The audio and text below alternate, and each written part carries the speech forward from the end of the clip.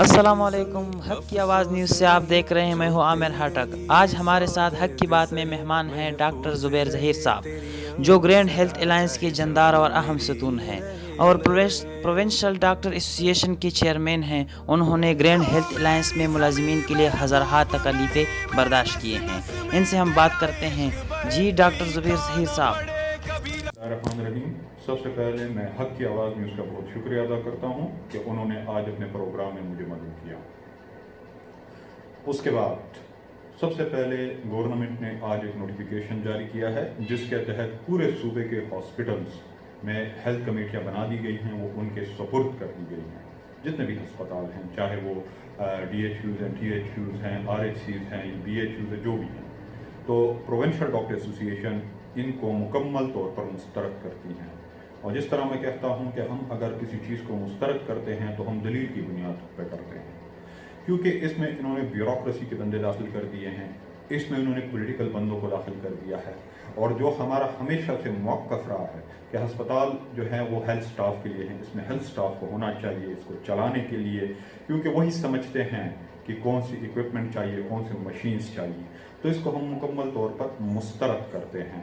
کیونکہ میں یہ کہوں گا کہ اگر بیوروکریسی کا جو کام ہے انہیں کرنے دیا جائے، بیوروکریسی کا کام ہے کہ امن و امان کی ذمہ داری سنبھالے، ان کا کام ہے کہ وہ پرائسز کو کنٹرول کرے، ان کا کام ہے وہ ٹریفک کی روانی کو دیکھیں، لیکن جو ہسپتال ہیں وہ ڈاکٹروں کو، وہ پیرامیڈکس، نرسز کلاس 4 ان کے ہیں، ان کو چلانے کے لیے دیا جائیں۔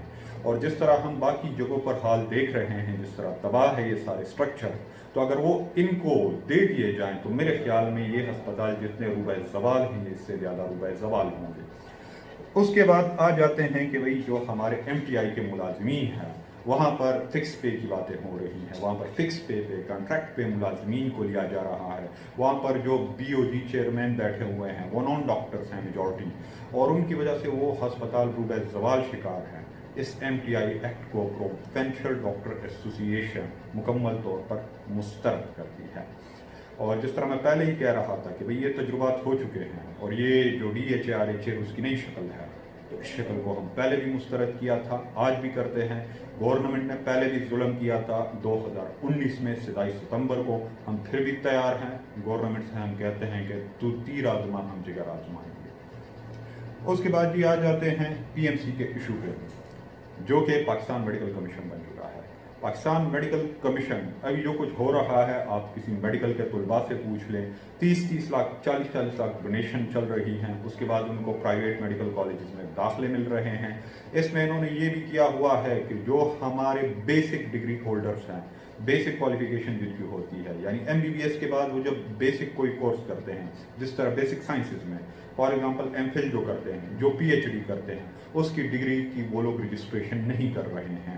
پی ایم سی جو خلاف قانون، میں یہ کہوں گا جو خلاف قانون اقدامات اٹھا رہی ہیں، اس اقدامات کے ہم سخت مخالف ہیں، اور انشاءاللہ بہت جلد ہم ان کو ایک ٹف ٹائم دیں گے، کیونکہ جو یہ کام کر رہے ہیں پرائیویٹ مافیا کو خوش کرنے کے لیے، تو ہم اس پرائیویٹ مافیا کے پہلے بھی خلاف تھے اور ہم آئندہ بھی خلاف رہیں گے۔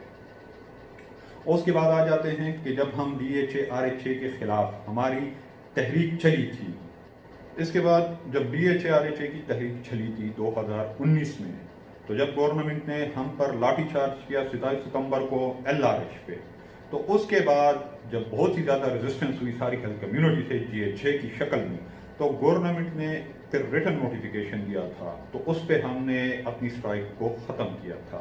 اس میں یہ تھا کہ فردر وکٹمائزیشن نہیں ہوگی، D H A R H A نہیں لائی جائے گی، اور جو بھی ڈاکٹر پیرامیڈک نرسز جن کی تنخواہیں بند ہیں وہ سٹارٹ کر دی جائیں گی۔ لیکن مجھے انتہائی افسوس کے ساتھ کہنا پڑتا ہے کہ آج اس واقعے کو 1.5 سال بیت چکا ہے، لیکن اس کے باوجود ہمارے بہت سے ہیلتھ کیئر ورکرز ہیں جن کی تنخواہیں جاری نہیں ہوئی ہیں، بہت سے ہیں جو ابھی بھی عدالتوں کے دھکے کھا رہے ہیں، لیکن آج تک سی ایم صاحب کے، چیف منسٹر صاحب کے احکامات پہ عمل نہیں ہوا ہے۔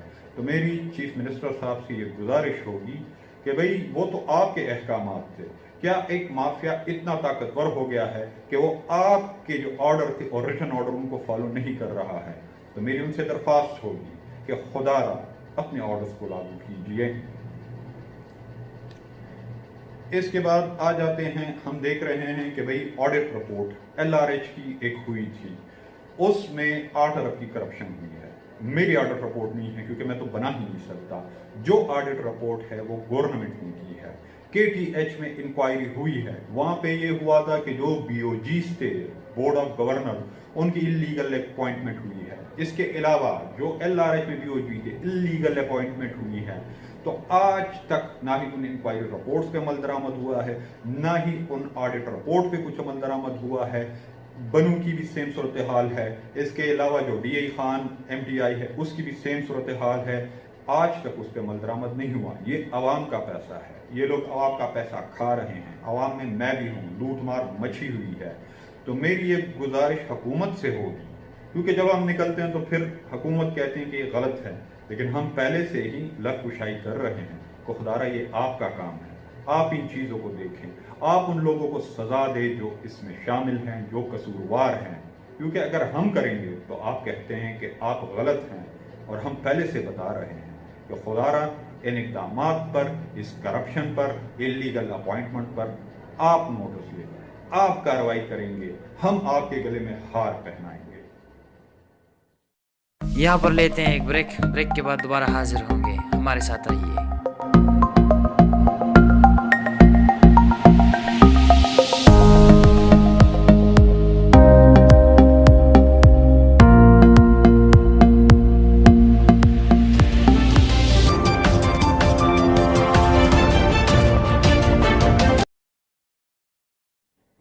اب آ جاتے ہیں جی انکمپیٹنسی کی طرف۔ انکمپیٹنسی کو اگر ہم دیکھیں تو KTH میں گیس ختم ہو جاتی ہے، کہیں پہ آ جاتا ہے کہ بھئی گیس نہ ہونے کی وجہ سے 7 افراد جال سے ہاتھ دھو بیٹھے، کہیں پہ آ رہا ہے کہ 12 ہیں، کہیں پہ آ رہا ہے کہ 18 ہیں، لیکن مسئلہ یہ ہے کہ چاہے 7 ہوں، چاہے 12 ہوں، چاہے 18 ہوں، انسان تو تھے۔ اور یہ انتہائی افسوس کے ساتھ کہنا پڑ رہا ہے کہ 2017 میں حکومت کی ابھی انکوائری رپورٹ آئی ہے کہ 2017 میں کرونا کا وہاں پر جو گیس پلانٹ ہے، صرف کرونا کے لیے نہیں، ہر ایک مریض کے لیے جس کو گیس کی ضرورت ہوتی ہے آکسیجن کی، وہ کنٹریکٹ رینیو نہیں ہوا۔ اس وقت ڈاکٹر فیصل سلطان صاحب جو کہ ابھی وفاقی مشیر ہیں صحت کے لیے، وہ بورڈ آف گورنر کے چیئرمین تھے۔ فیصل سلطان صاحب ابھی بھی، میں کہہ رہا ہوں پشتوں میں کہتے ہیں جس طرح گئے، یعنی ابھی بھی آزاد پنچھی کی طرح گھوم رہے ہیں۔ کیوں ان کو کٹہرے میں نہیں لایا جاتا کہ آپ نے اس کانٹریکٹ کو کیوں رینیو نہیں کیا تھا؟ کیوں ان سے پوچھ گچھ نہیں ہوتی ہے؟ 6 سال سے زیادہ عرصے تک، 2014 سے لے کر 2020 تک وہ بورڈ آف گورنر کے چیئرمین تھے، اس سے کوئی بھی پوچھ گچھ نہیں ہے۔ تو میں یہ کہہ رہا ہوں کہ یہ چیزیں اب چھپنے والی نہیں ہیں، یہ ساری چیزیں سامنے آئیں گی اور سب کا حساب ہوگا انشاءاللہ۔ اس کے علاوہ جو ابھی MTI کا صحیح چہرہ سامنے آتا جا رہا ہے، KTH میں آرڈر ایشو ہوا ہے خیبر ٹیچنگ ہاسپٹل میں کہ جو 800 ملازمین ہیں، سول سرونٹ ہیں، ان کو ایک جنبش قلم وہاں سے ہٹا دیا گیا ہے کہ یہ MTI کے ملازمین نہیں ہیں۔ گورنمنٹ جب یہ ایکٹ لا رہی تھی تو پنجاب میں بھی ابھی وہ لوگ وعدے کر رہے ہیں، اور لیکن وہ ہم سے سیکھ گئے ہیں۔ تو وعدے کر رہے تھے کہ بھئی کسی سول سرونٹ کو کچھ بھی نہیں کیا جائے گا، لیکن ابھی ان ساروں کو ریموو کر دیا گیا ہے، ہٹا دیا گیا ہے کہ اس ڈائریکٹریٹ جائیں، وہاں پر ارائیول دیں، وہاں پر رپورٹ کریں۔ تو میری گزارش ہے حکومت سے، ہوش کے ناخن لیں۔ ہیلتھ سسٹم آپ مکمل طور پر تباہ کر رہے ہیں، آپ ان لوگوں کو دے رہے ہیں جس طرح KTH کے واقعات ہو رہے ہیں۔ یہ ہمارا صوبہ ہے، یہ ہم ہی سے ہیں، ہمارے لوگ ہیں، اور جو آپ کر رہے ہیں، خدا را ایک بندے کی ایما پر آپ جو کر رہے ہیں اس سے پیچھے ہٹ جائیں، اور جو کام اس صوبے کے لیے بہتر ہے وہ کریں۔ اس کے بعد کرونا کے شعبہ پہ آ جاتا ہوں۔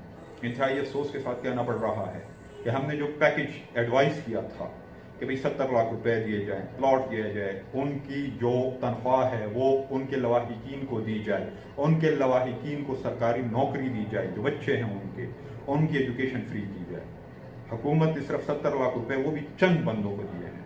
خدا را سارے شہداء ہیں، ساروں نے کام کیا ہے، سارے یہیں کے لوگوں کی خدمت کرتے ہوئے شہید ہوئے ہیں۔ حکومت سے میری گزارش ہے کہ خدا را رحم کیجئے صوبے پر، ان لوگوں پر۔ اور گرینڈ ہیلتھ الائنس جس میں PDA شامل ہے، بہت جلد مردان سے ہم نے اپنی ایسوسیشن اور GHA کی جو فعالیت ہے اس کو سٹارٹ کیا ہے، انشاءاللہ بہت جلد پورے صوبے میں دمادم مس قدم رکھے گا۔ वस्सलाम।